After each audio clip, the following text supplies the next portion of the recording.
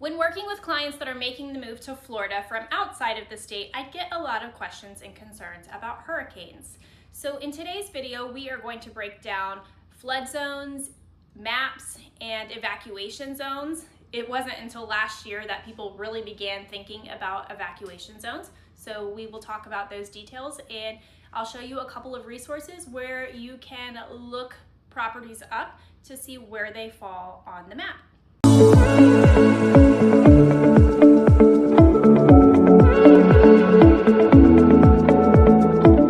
The storms typically go further north or further south of us on the Gulf Coast here in the Bradenton, Sarasota area. However, last year was unique because we had several large hurricanes. We had Hurricane Debbie that dumped a lot of flash flooding inland. We saw flooding in areas that aren't even marked as a high-risk flood zone. We had Hurricane Helene, which didn't even make landfall here. It just went right up the coast, but the storm surge was so big that we saw flooding here along the coast that I've never seen in my lifetime in our area.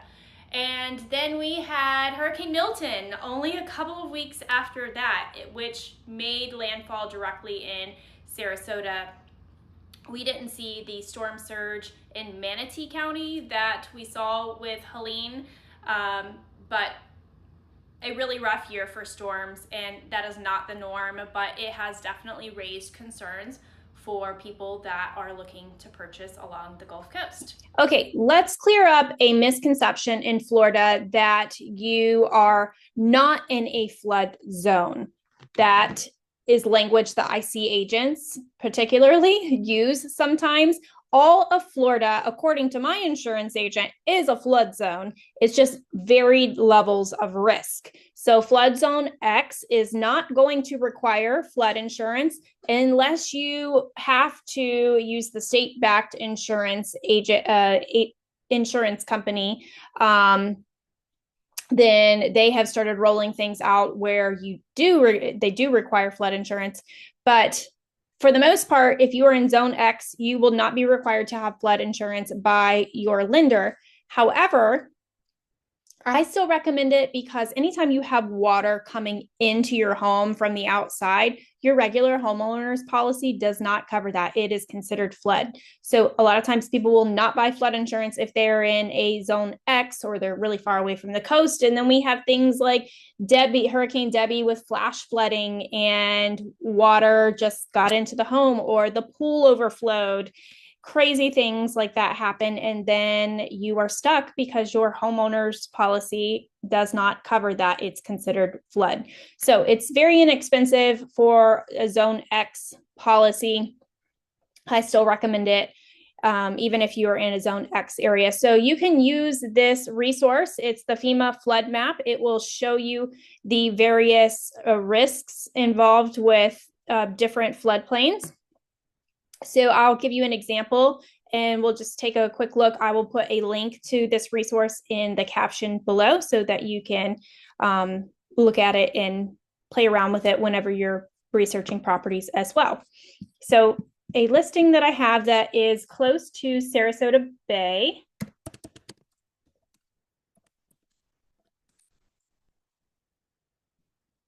Just going to put in the address, Constance Drive.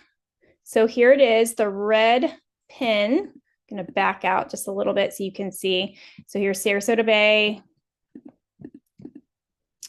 And then as I zoom in, you can see that this is outside of the high-risk flood zone. So this brown area, it tells you right down here what the risk level is for flooding in that area.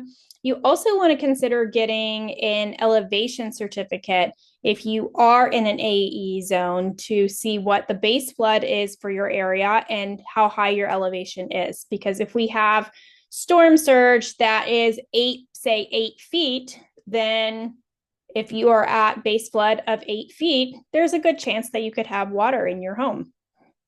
So this property, this listing of mine, is just outside of the area. I believe the elevation here is 22 feet. So they are in the clear as far as storm surge from the from the bay coming in, but you have a zone AE here that does require flood insurance.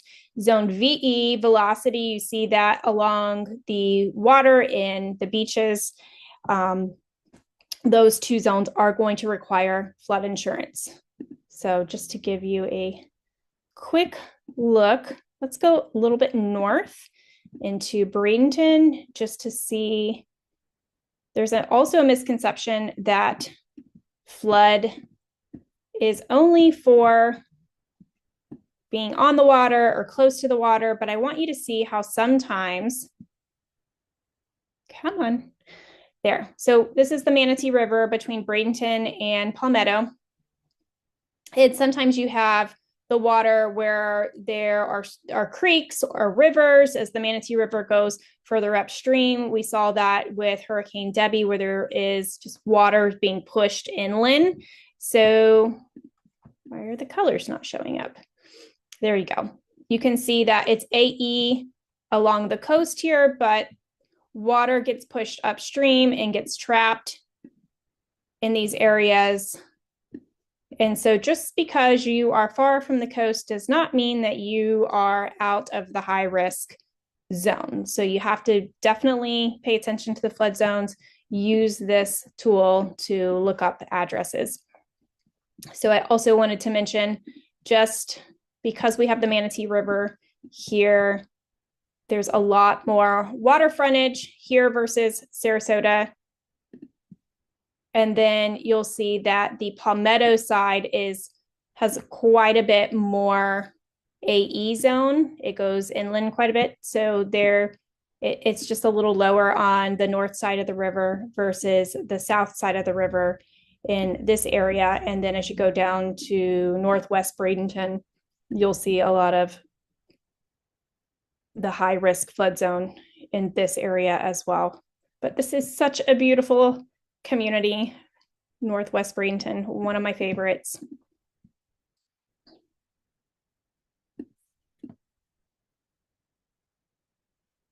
There we go.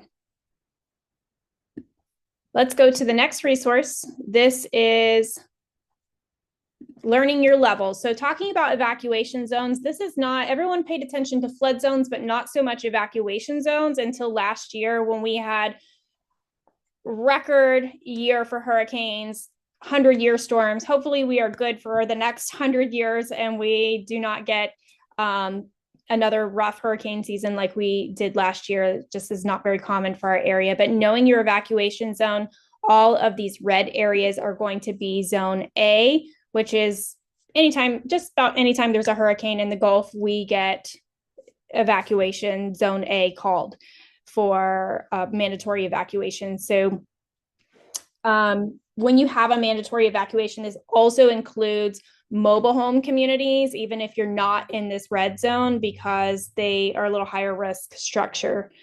And there are people that choose not to leave when you have the mandatory evacuation, and their local authorities are just not guaranteeing that they'll be able to reach you in the event that we are hit directly by a storm. There are always people that do stay. You don't have to go far. You just have to, the saying is hide from wind, run from water. So if it's just a lot of wind, hunker down. If there is storm surge and you're in these coastal areas, low-lying areas, you definitely want to get inland. So I am in evacuation zone A, one of these red areas myself. And we saw storm surge like we have never seen with Hurricane Helene. We were not planning to leave because there was not a direct impact expected. It went right up the coast and was going towards the panhandle like many hurricanes do. And we got so much water pushed in from the Gulf that the tide just continued to rise and rise and rise. So we did end up leaving pretty late as that the water continued to rise. And then for the Hurricane Milton, just a couple of weeks later, we did prepare and left because we were expecting a direct impact. But we had zones A through C called with those hurricanes. So just know that if you are in those zones, you have B here, which is like the orange color, and then C is the yellow. Those are, I don't typically see anything beyond that called, but it's very common to be called to evacuate, and you just have to go a little bit inland. And it doesn't mean that you have to leave the state entirely. That's not something that we have ever done, nor do I recommend it. If you can go to the other side of the state or just get inland, that is typically sufficient, because if you try to leave the state, it is quite the adventure to get out of the state. There's always a lot of traffic, oftentimes no gas, because everyone is evacuating and trying to get gas. It looks quite miserable. It's not something that our family has chosen to do. So that is for Manatee County. And then the evacuation zone for Sarasota County, you can see it's mostly the Keys, and then just here along the bay, a little bit up the creeks here, but not quite as much evacuation zone as you see in Manatee County. I will put both of these links below in the caption so that you can utilize those whenever you are researching the area. So I hope that this has been helpful to you. Please reach out if you have any questions about flood zones and evacuation zones and you're looking at Manatee or Sarasota County to purchase or sell your home. I get calls from clients all the time from YouTube and social media that found me here, and I love to be a resource and serve you all. So please email me with any questions, and hope to hear from you soon.